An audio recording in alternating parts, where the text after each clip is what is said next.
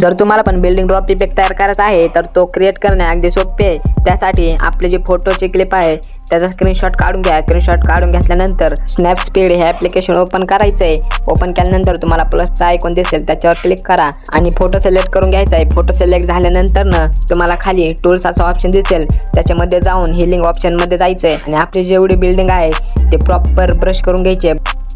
Brush करून झाल्यानंतर खाली बरोबर असा आयकॉन दिसेल त्याच्यावर क्लिक करा।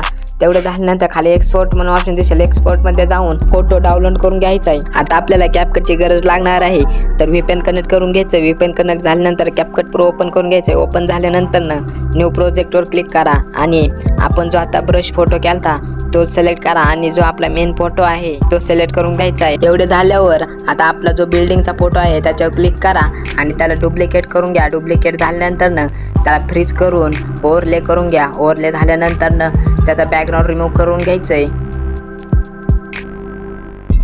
बॅकग्राऊंड रिमूव्ह झाल्यावर मी जिथे फोटो सेट करतोय तसा सेम सेट करून घ्या आणि त्याच्या स्टार्टिंगला एक की फ्रेम आणि एंडिंगला एक की फ्रेम लावून घ्या। ते झाल्यानंतर पहिली की फ्रेम आहे तेथून व्हिडिओ असा अख्खा बाहेर काढून घ्यायचा आहे आणि ग्राफ मध्ये जाऊन इझी इन हा ग्राफ सिलेक्ट करून घ्या। अशा प्रकारे तुमचा व्हिडिओ कंप्लीट झालेला आहे। वरती एक्सपोर्ट वर दाबून व्हिडिओ डाउनलोड करून घ्यायचा आहे आणि हा व्हिडिओ कसा वाटला हा कमेंट मध्ये नक्कीच सांगा आणि सबस्क्राईब करायला विसरू नका।